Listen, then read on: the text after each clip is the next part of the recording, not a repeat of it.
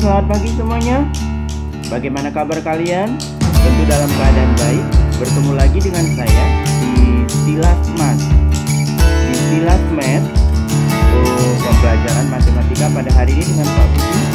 Oke, materi hari ini yang akan kita bahas adalah materi di kelas 7 yang membahas soal-soal penilaian akhir semester untuk semester genap ya. Ada beberapa contoh yang akan kita bahas. Semoga kalian tetap bisa memahami apa hari ini. Oke, kita mulai soal yang pertama. Seorang peternak kambing memiliki cadangan makanan untuk 75 ekor kambingnya dalam waktu 20 hari. Jika ia menambah 25 ekor kambing, maka cadangan makanan yang ia miliki habis dalam waktu berapa hari? Ya, apakah 10 hari, 15 hari, 30 hari, atau 60 hari? Kita perhatikan yang pertama adalah ada ternak, ada cadangan makanan. Yang pertama ternaknya ada 75 ekor, di mana 75 ekor itu cadangan makanannya hanya untuk 20 hari. Tapi ditambah 25 ekor, maka bertambahlah kambingnya menjadi 100 ekor. Otomatis kalau bertambah 100, bertambah 25, otomatis makanannya, cadangan makanannya pasti dikurang dari 20 ya kan. Berarti kalau kita perhatikan C dan D itu sudah tidak mungkin lagi ya. Ya, pasti di bawah dari 20. Kalau nggak 10 berarti 15 hari. Oke. Jadi dalam pembelajaran di kelas 7 untuk materi ini adalah perbandingan. Perbandingan berbalik nilai. Ya. Artinya kita perhatikan di sini 75 kita bandingkan dengan 100 ya. Nanti di mana 75 itu kita kali 20 ya kan. 75 kali 20 maka dibagi 100. Itulah nilai X. Kita didapatlah dia 15 hari. Ya, 15. Oke, kan? Maka jawabannya adalah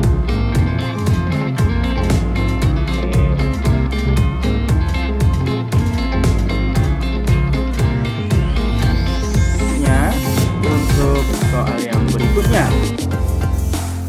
Jarak kota A ke kota B pada sebuah peta adalah 5 cm. Sedangkan jarak sebenarnya dari A ke B itu adalah 10,5 km. Tentukan skala dari peta tersebut. Jadi kalau peta itu adalah jarak pada peta dibagi dengan jarak sebenarnya.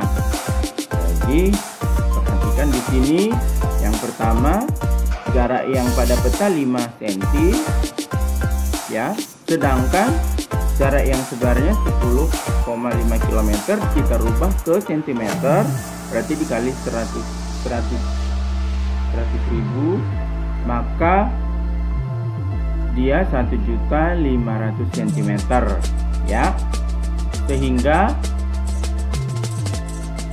skala kita turunkan jarak pada peta kita bagi dengan jarak yang sebenarnya, berarti 5 dibagi 1.050.000 maka didapatlah dia 1/220.000.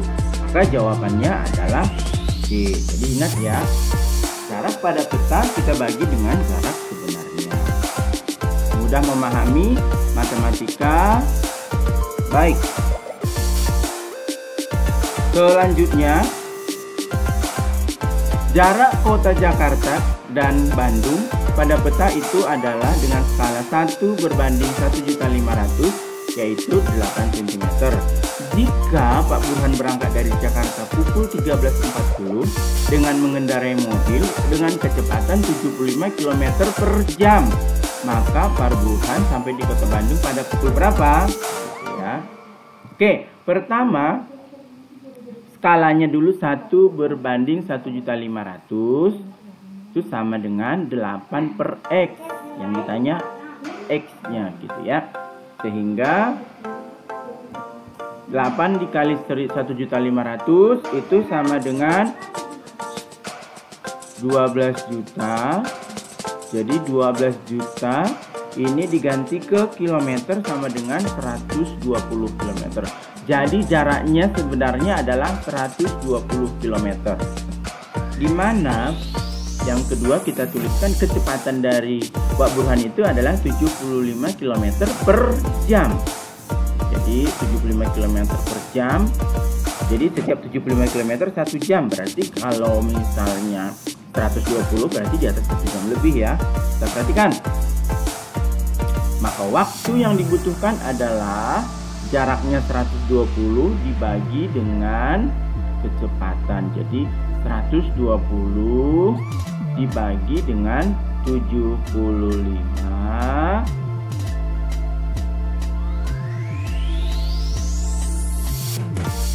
Waktunya adalah 1,6 jam. Jadi waktu yang dibutuhkan adalah 1,6.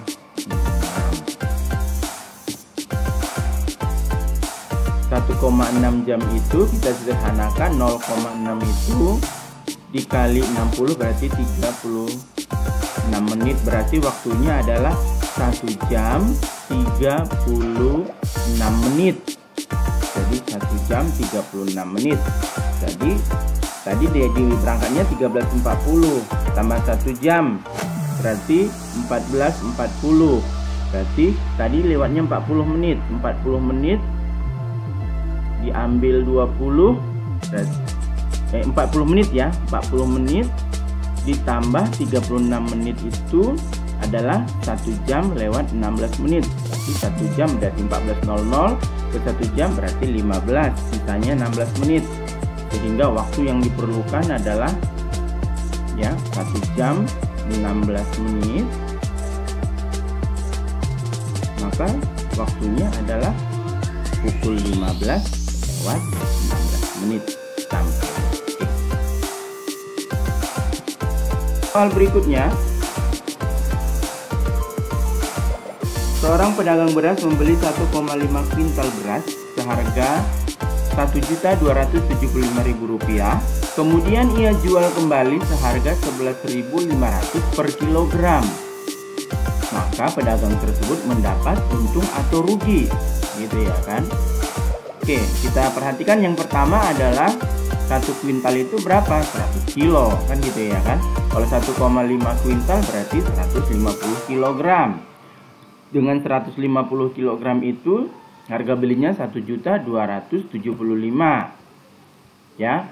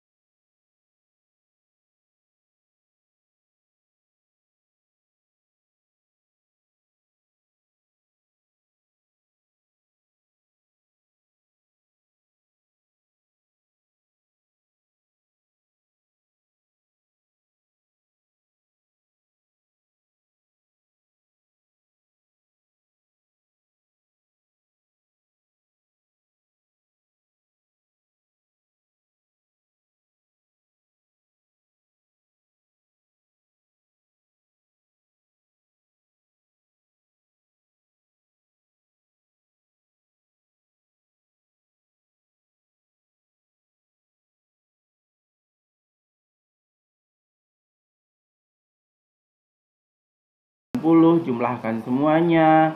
2x tambah 3x tambah x sama dengan 180. Jadi begitu ya. Itu yang pertama. Untuk aljabar. Maka terdapat dia 6x sama dengan 180. Maka x-nya sama dengan 30. X-nya 30, maka sudut AEB 2 kali 30, 60. Sudut BEC 3 kali 30, 90. Sudut CED adalah X 30. Totalnya semuanya 180. Pertanyaannya adalah sudut berpelurus dari AEB. AEB itu hanya 60, maka sisanya adalah BEC ditambah CED. 180 dikurangi 60, maka ketemunya 120 derajat. Itu ya. Jadi pertama-tama mau buatkan persamaannya, menentukan nilai X-nya, kemudian distribusikan X-nya sehingga ketemulah hasilnya.